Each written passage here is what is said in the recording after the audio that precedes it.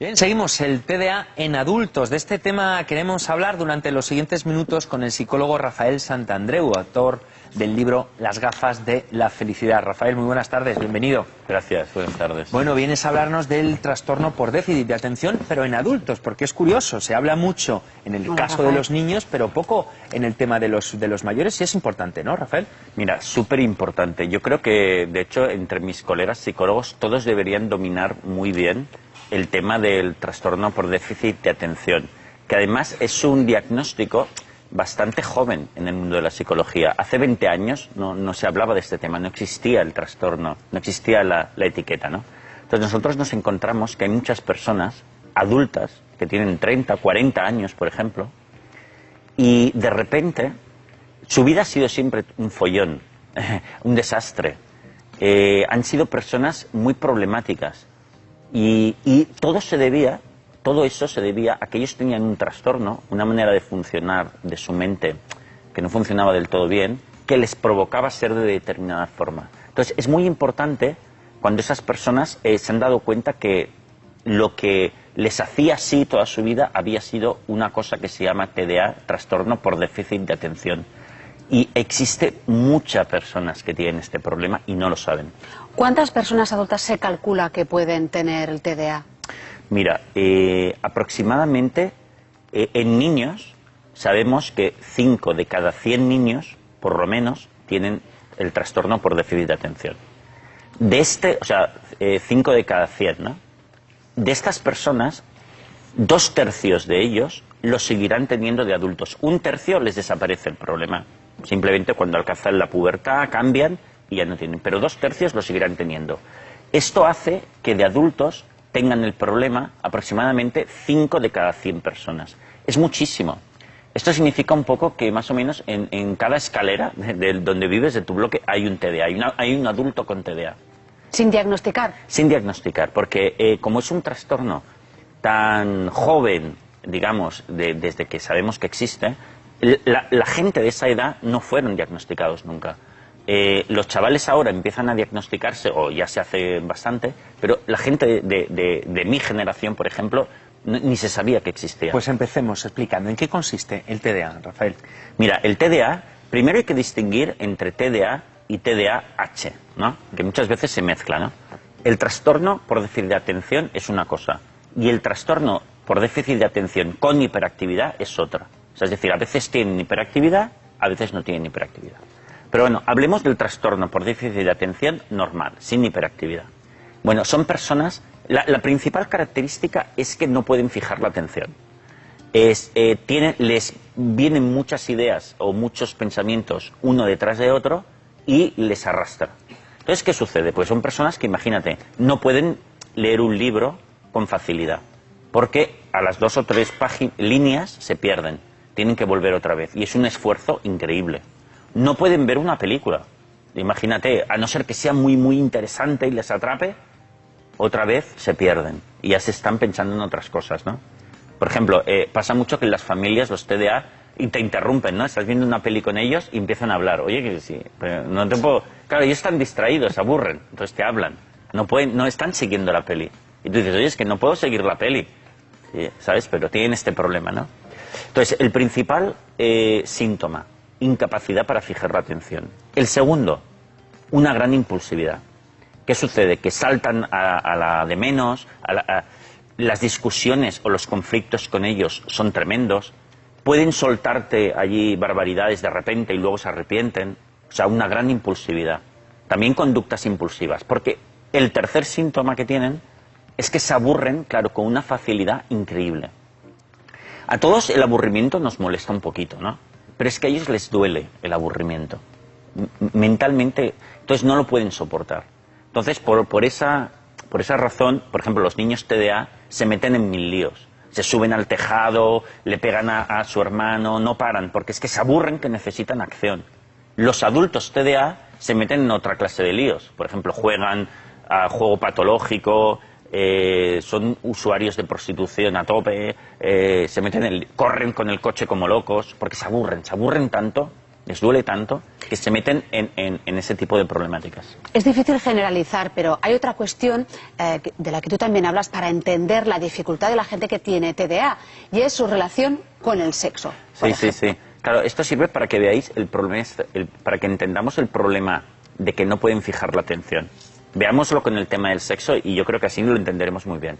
Mira, muchos TDA, trastorno por déficit de atención, tienen problemas con el sexo. Tanto de no practicarlo nunca y no disfrutarlo, como de hacerlo demasiado. Pero vamos al tema de cuando no lo hacen, ¿no? Que muchas mujeres les sucede con TDA. Fíjate, están haciendo el amor y no se pueden concentrar en lo que están haciendo. Y entonces piensan en otras cosas. Ostras, la compra. Ostras, los niños. Ostras, igual luego puedo ir a bailar pasado mañana. Entonces se distraen y no gozan del sexo. Y acaban por decir, bueno, yo no he tenido un orgasmo en la vida y no puedo disfrutar del sexo.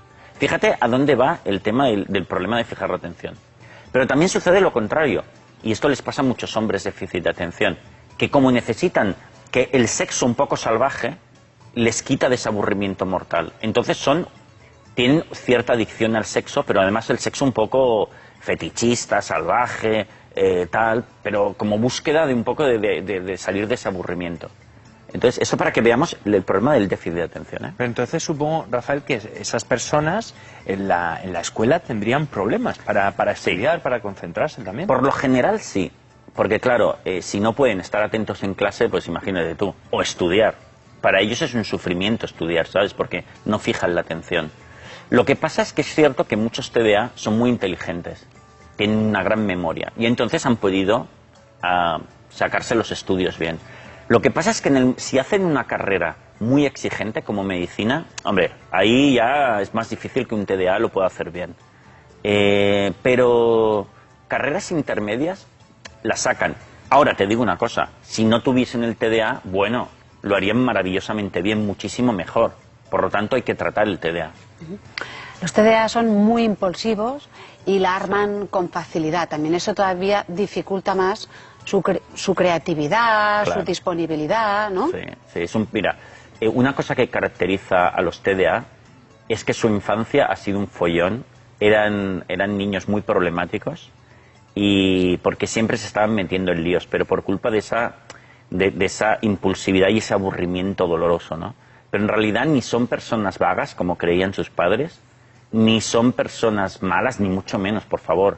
Lo que pasa, son personas maravillosas, todo el mundo lo es. Lo que pasa es que tienen, cuidado, es que su mente funciona de otra manera y es un trastorno. Es un trastorno. Claro, háblanos, Rafael, si te parece, del TDA, pero con H, con hiperactividad.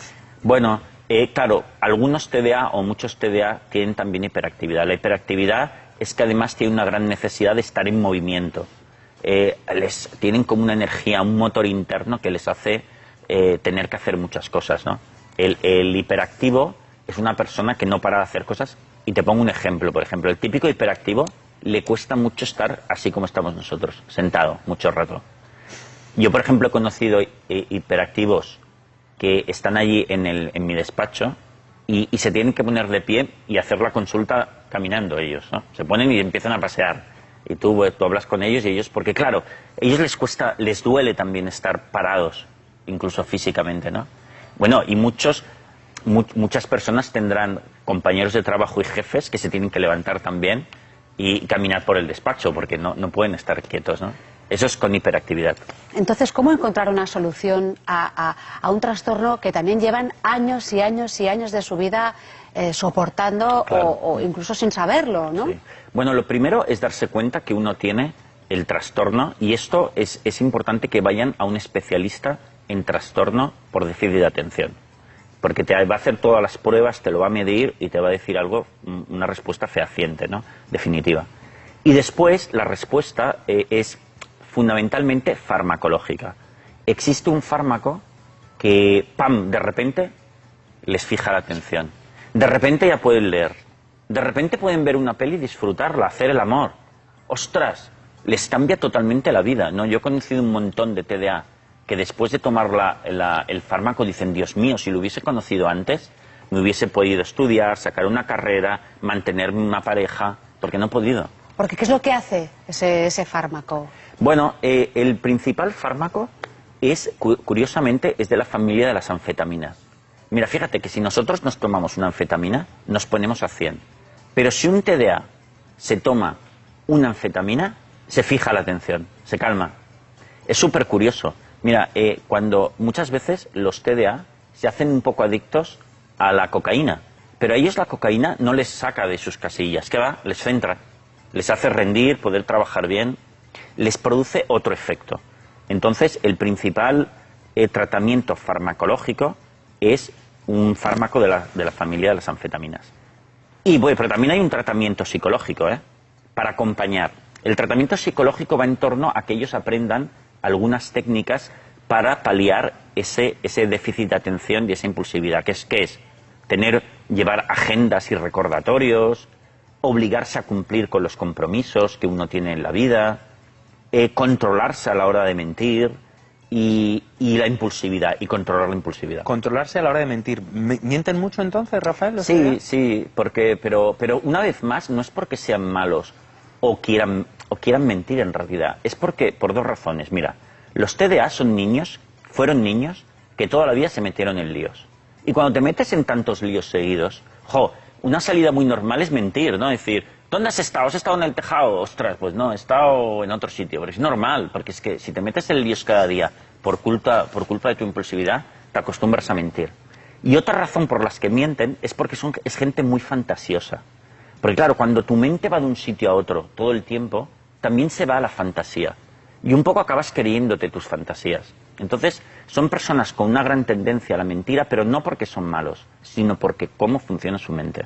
¿Qué consejos podemos dar a las personas que quizá nos estén viendo y puedan pensar, a lo mejor soy TDA, con H o sin H? A lo mejor, Sí. ¿qué les dirías, Rafael? Bueno, yo creo que lo primero es que vayan a un especialista en su entorno, pero especialista de verdad en TDA, que les haga un análisis. Pueden leer libros acerca del TDA. Hay libros muy buenos en el mercado, por ejemplo, de la editorial Paidós, que hablará del TDA para que estudien y vean si ellos son TDA.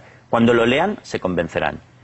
Y luego si pueden, hacer una terapia farmacológica o psicológica también, que les ayude a controlar a ser unas personas con rutinas, una persona que lleva agendas, recordatorios, que aprender a controlar la impulsividad, obligarse a cumplir con las cosas que hasta no finalizar los temas no pasar a otro. Hay toda una serie de cosas que podemos paliar esas tendencias negativas que puede tener el TDA. Para evitar el sufrimiento. Sí. Para evitar un sufrimiento. Pues con estos consejos, Rafael Santandreu, autor de Las gafas de la felicidad, concluimos la sección. Te esperamos, como no, la próxima semana. Muchas gracias, amigos. Gracias.